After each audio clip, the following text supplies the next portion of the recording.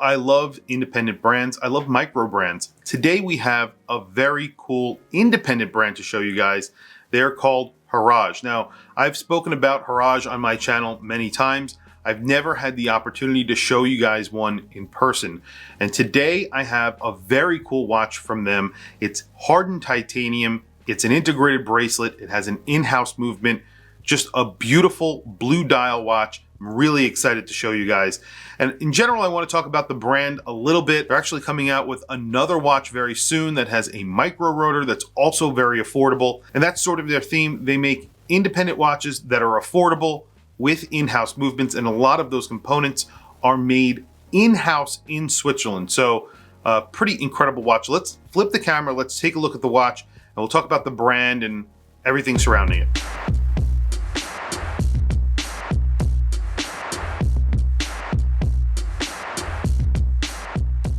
So independent, Swiss-made, in-house movement, integrated bracelet. These are all the keywords that I love and I always talk about here on my channel. That's kind of the reason why I was very excited to feature this watch on my channel. They make some interesting watches at a very good price, and you're sort of getting a watch that hits above its price range at a decent price. And I'm going to get back to the price in just a few minutes. I really want to go through the components of this watch first. I'm going to start with the dial. You're getting a brush dial. That brush dial is almost textured. The brushing is so heavy on it. It's blue. It's a very deep, dark blue. It appears to be black in certain lights. However, in certain lights, it seems to be sort of a royal deep blue. It's beautiful. So in sunlight, it looks really good. You get sapphire crystal, of course, with AR coating. You see the AR coating is actually pretty good on here as well. That bezel is something that you're going to notice immediately. They make different versions of this. This specific version has this notched bezel, which either you're going to love or hate. I kind of like it. I think it looks good. However, there are other versions with smooth bezels. I think it looks a little bit plainer with that, in my opinion. Then you get a very big crown that sort of mimics the notches in that bezel. This is all made out of hardened titanium. So the hardened titanium case, bezel, crown, and case back. Buckle on here is also made out of hardened titanium. As you can see, it's just a little simple buckle on here. You have a blue strap, which is calf leather. And then this is all polished. So I think this is made out of titanium as well. I'm not sure if this is grade 5 titanium or hardened titanium, but everything that is in this gray color is titanium, and it's hardened titanium, that gray color, and it is all bead blasted. And you can see sort of a sandwich case. I think it's a one-piece case. However, what they do is they mimic sort of a sandwich case. This is all sort of milled out towards the center of the case, which actually makes it look a little bit different, which I like. And then you have these big screws holding in the integrated bracelet, which looks good. Of course, it is an integrated bracelet, so you have to use their straps. That's something to always note when you're talking about integrated bracelet watches. Not a lot of people like that. The dial itself has applied indices, but those applied indices are thick pieces of loom. So it's like Lumicast. I believe it's Super Luminova, and there is pretty good loom on this dial. The hands are in white, and just the tips are loomed. I wish that the entire hand was loomed. That would be interesting. And then, of course, you could see you have a big date at the 3 o'clock. That big date is a true big date, so you're getting 2 different discs that make up that date. Really nice presentation of the date. And you have a little window around there. It's sort of rectangular. Technically, I'm not a huge date fan. I prefer a watch without a date. But since this has a lot going on the dial to begin with, I'm okay with this date. I actually like the date. Then you have at the 6 o'clock a power reserve. A lot of different colors there. So it's like a blue, a dark blue going all the way to sort of a pinkish red, and then you have a running seconds. That running seconds at 9 o'clock, and that is just a ring that goes around. That's metallic. I'll do close-ups of all of this so you can see what I am talking about. And then it says Horage below the 12 o'clock index.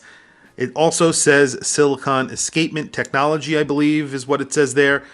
Not too crazy about that, but it does give you an idea of what the movement is. You do get 65 hours of power reserve from this movement. It is the K1 in-house movement from Horage. A really interesting, very good looking movement. It's signed Horage. You have plates there. They have a different sort of finishing on there. It's almost like a camouflage, dot camouflage, or I don't know if they call it a matrix camouflage on there. It looks really cool. and I do like the look of the movement itself. You do get 65 hours of power reserve. It does have a silicone hairspring, escapement, anchor. There's a lot of technology that go into these movements. The case back is screwed on, and then it also just says 100 meters of water resistance. So you do get 100 meters of water resistance. You do get a screwed in crown. That crown sort of mimics the bezel. The bezel has those notches in it. Gives you a little bit of visual play on the watch because it is all bead blasted. It gives you a little bit of something to look at, I guess. But that's really it. It's a really nicely sized watch for most wrists. It is on the smaller side for some, but 39 millimeters, I think it's a really sweet spot right now for a lot of people. But it does wear a little bit bigger than that because of the lug to lug. So the effective lug to lug is a little bit bigger, but the lug to lug is 47.6. Usually an integrated bracelet watch wears a little bit bigger, especially with the bracelet on it. So this is 51 millimeters with the effective lug to lug. A nice big crown on here, 6.7 millimeters considering a 39 millimeter watch. That's really good. Very thin at 10.3 millimeters. 100 meters of water resistance, automatic, which you can see from the back. That is excellent. Just an all-around good-looking watch. Now, the K1 movement inside here is used by other brands. So Bremont actually uses the exact same movement. It's a little bit different. They make it in-house in England. However, they've used or purchased all of the plans from Horage. So they are the actual manufacturer who created the movement, and Horage sold all of the plans and machinery to Bremont, and they use it to make their English-made, their UK-made movement.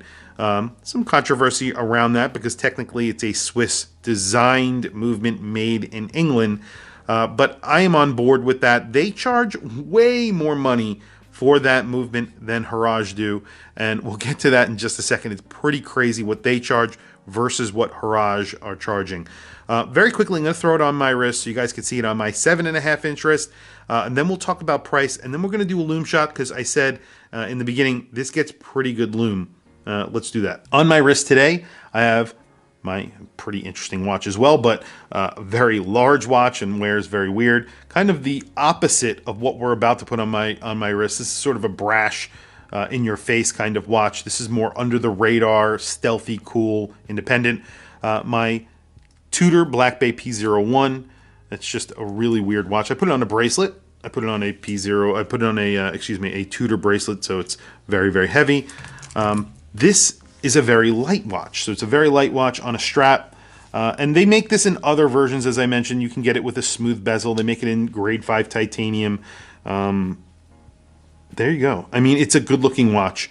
And it does wear bigger than the 39 millimeters. It wears like a 40 millimeter watch, in my opinion.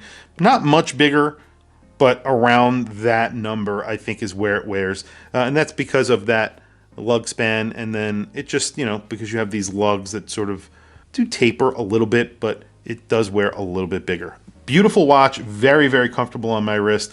Horage are sort of a micro independent brand, but I would actually consider them an independent brand because they are making essentially everything in-house.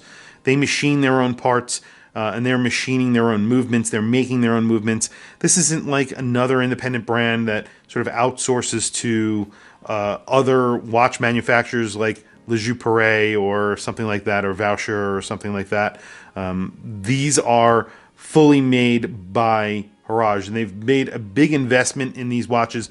And one of the watches that they're coming out with very, very soon, it's at around the $5,000 price range, is a GMT that is, I have to say, one of the coolest GMTs that I have seen on the market in a long time. It gets a micro rotor movement. It gets the basic same setup here. So you're getting a big date, you're getting a power reserve in small seconds, and it's going to be around $5,000. This is under $4,000. I think it's around $3,700, somewhere in that range. For this version, for the version on the bracelet with the T5, so that's the T5, it's the grade 5 titanium. On a bracelet, $3,700. If you want the hardened titanium, $3,700 on this. I am thinking about purchasing the GMT. That is in stainless steel, I believe. It's coming on a bracelet. I'll throw pictures of that watch. It's gorgeous. It's really a beautiful watch, and the movement is insane. That's a micro rotor. Beautiful, beautiful watch, beautiful movement. Very quickly, let's do a loom shot. The loom is really good on the indices. So the indices are basically little blocks of loom that are applied to the dial. Then there's little dots behind them. So there's a little bit more loom there as well. I wish there was more loom on the hands, because the hands just have a little bit of loom, sort of get lost in the dial with all the rest of the loom sort of glowing. It doesn't really look as good. Maybe looming the entire hand, that would be better. Very interesting independent brand. They're doing some pretty interesting things. Their designs are very original. I just like the look of this watch.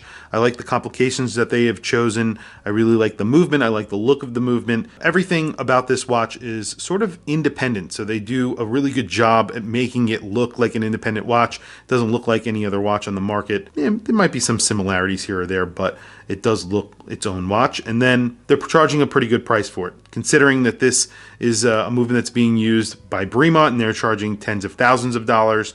They are charging under $4,000. And you can get other watches in their lineup with an in-house movement in that $3,000 range, sub $3,000 range. They also make a tourbillon. They're going to be coming out with that GMT, which is going to be under $5,000, integrated bracelet with micro adjust on the bracelet.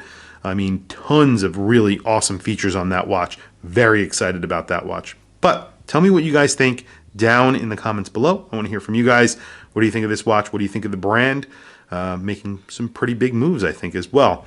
Tell me what you guys think down in the comments below. Please also don't forget to like, subscribe, hit that bell icon. It is super helpful for the channel, and I very much appreciate it. Please follow me on Instagram. My Instagram is WatchChrisBlog, all one word.